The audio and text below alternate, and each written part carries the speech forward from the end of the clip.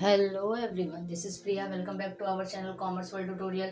मैंने स्टार्ट किया है 12th standard OCM, organization of commerce and management. उसका इम्पोर्टेंट और सबसे easy chapter entrepreneurship development, chapter number 3 entrepreneurship development. उसका एक इम्पोर्टेंट क्वेश्चन मैं स्टार्ट कर रही हूँ, फंक्शंस ऑफ एन एंटरप्रेन्योर, कि एक एंटरप्रेन्योर के क्या फंक्शंस होने चाहिए। एंटरप्रेन्योर मतलब क्या है? बिजनेसमैन। एक बिजनेसमैन है तो उसको क्या क्या फंक्शंस यूज करने चाहिए, उसके अंदर क्या क्या फंक्शंस, क्या क्या क्वालिटीज होनी चाहिए। तो फर्स्ट है इनोवेशन। इनोवेशन का मतलब होता है कि नए नए आइडियाज लेके आना, नए नए तरीके से काम करना। An entrepreneur introduce new combination of means of production. He must introduce new products और bring changes in the existing product. यानी कि एक एंटरप्रेन्योर है तो वो क्या करेगा, उसका हमेशा यही काम होगा कि वो नए नए तरीके से नए नए प्रोडक्ट को मार्केट में लेके आए। जैसे अगर आप देखे होंगे, हम छोटे थे तो हम लोग क्या करते थे, हम लोग जो जैसे हमारे बचपन में हम क्या करते थे, कोलगेट वाला पाउडर यूज करते थे। फिर उसके बाद इनोवेशन आया, उसमें वो पेस्ट बन गया। अब देखोगे को बहुत सारे फ्लेवर्स आ गए हैं, नींबू फ्लेवर, मिंट फ्लेवर, अलग अलग फ्लेवर्स आ गए। मतलब उसमें क्या हुआ, नए नए चेंजेस हुए। जैसे जैसे लोगों की नीड्स हो रही है उसी हिसाब से नए नए इनोवेशन करना बहुत जरूरी है मार्केट में। तो एज ए एंटरप्रेन्योर, एक एंटरप्रेन्योर के लिए बहुत जरूरी है कि वो नए नए चेंजेस लाए, जो भी एग्जिस्टिंग प्रोडक्ट्स हैं उसमें कुछ ना कुछ चेंज लाए, ताकि जो हमारे मार्केट्स हैं, जितने भी मार्केट्स हैं, कस्टमर्स हैं, उन सबको प्रॉपर तरीके से फुल सेटिस्फाइड कर सके। Next one, determinants of objectives. Determinants of objectives यानी कि एक एम्स और ऑब्जेक्टिव्स होना चाहिए एंटरप्रेन्योर का। उसका एम्स एंड ऑब्जेक्टिव्स पॉजिटिव होना चाहिए, और एम्स एंड ऑब्जेक्टिव होगा तभी एक एंटरप्रेन्योर कभी भी ज्यादा सक्सेसफुल बन सकता है। An entrepreneur has to determine the aims and objectives of the business.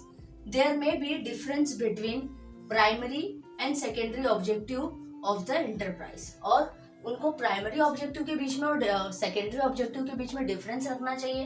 यानी कि वो डिपेंड अपॉन करता है कि प्राइमरी ऑब्जेक्टिव क्या है एंटरप्रेन्योर के लिए और सेकेंडरी ऑब्जेक्टिव क्या है। प्राइमरी ऑब्जेक्टिव मतलब ज्यादातर बिजनेस पे फोकस करना है उसको, वो उसने प्राइमरी ऑब्जेक्टिव बनाया है। या फिर सेकेंडरी ऑब्जेक्टिव है कि जैसे मार्केट्स के ऊपर ध्यान देना, अपने पर्सनल चीजों पे ज्यादा ध्यान देना, किसको प्राइमरी और सेकेंडरी में चूज किया है। तो प्राइमरी और सेकेंडरी ऑब्जेक्टिव्स को दोनों को अलग अलग करना है, और फिर उसके ऊपर जो भी बिजनेस का एम्स एंड ऑब्जेक्टिव है उसके ऊपर प्रॉपर फोकस करना है। प्रॉपर ध्यान देंगे तभी एक सक्सेसफुल एंटरप्रेन्योर बन पाएंगे। Next one, development of market.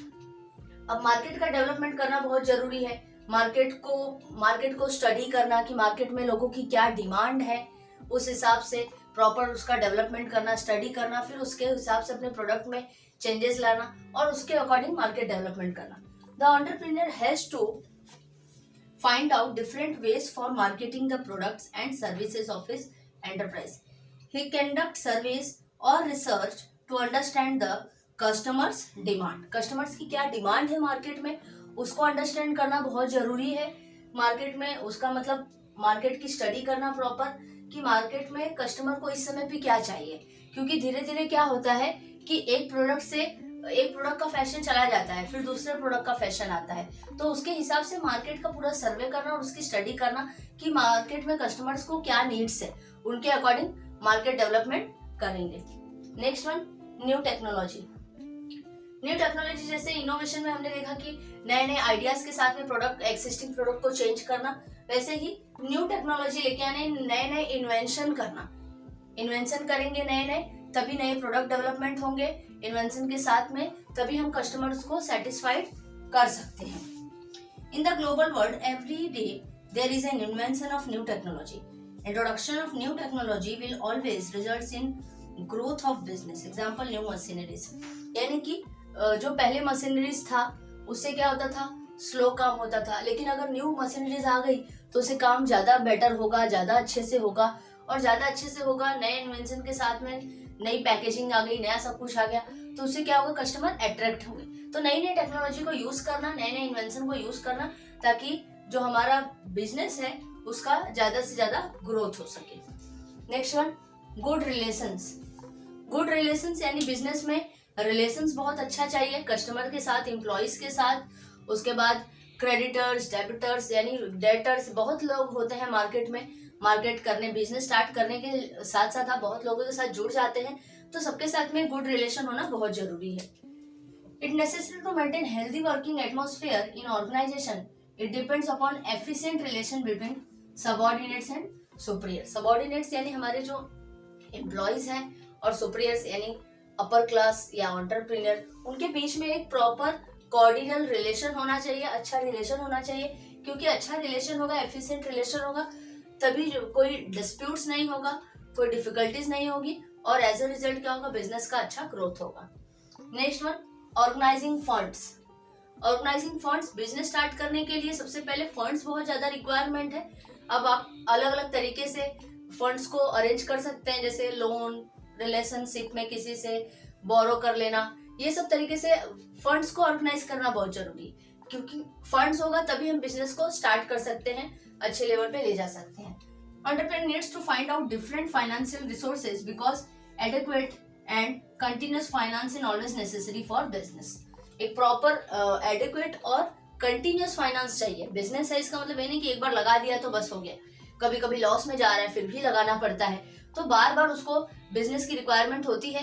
तो as a entrepreneur, as a businessman, जो एंटरप्रेन्योर है उसको अलग अलग तरीके सोच के रखना है कि वो कहाँ से जरूरत पड़ने पे फंड्स को अरेंज कर सके। And last one, taking decision. Decision बहुत इंपॉर्टेंट है कि सही टाइम पे राइट डिसीजन लेना है, क्योंकि डिसीजन में थोड़ा सा इधर उधर हुआ तो बिजनेस में रिस्क आ सकता है, लॉस हो सकता है। An entrepreneur has to take wise decision for his enterprise. Timely and correct decision are also important and necessary for proper business plan. ये प्रॉपर बिजनेस प्लान के लिए प्लानिंग पहले लेवल पे करते हैं हम, तो प्लानिंग के टाइम पे एक प्रॉपर डिसीजन लेना है। प्रॉपर डिसीजन लेंगे, वाइज डिसीजन लेंगे, और सबसे जरूरी है कि टाइम पे डिसीजन लेना है। टाइम ज्यादा वेस्ट नहीं करना है, टाइम पे कोई काम हो जाएगा तो उसका एक अलग रिजल्ट मिलता है। टाइमली और करेक्ट डिसीजन लेना बहुत जरूरी है। तो कोई भी एंटरप्रेन्योर अगर प्रॉपर तरीके से डिसीजन ले रहा है तो फिर वो 100% है कि वो फिर सक्सेस होगा ही होगा, और सक्सेस होते भी हैं। तो ये है आपके फंक्शंस ऑफ एंटरप्रेन्योर कि एक एंटरप्रेन्योर को कैसे क्या क्या करना है। पहले तो उसको इनोवेशन मतलब नए नए आइडियाज लेके आना है।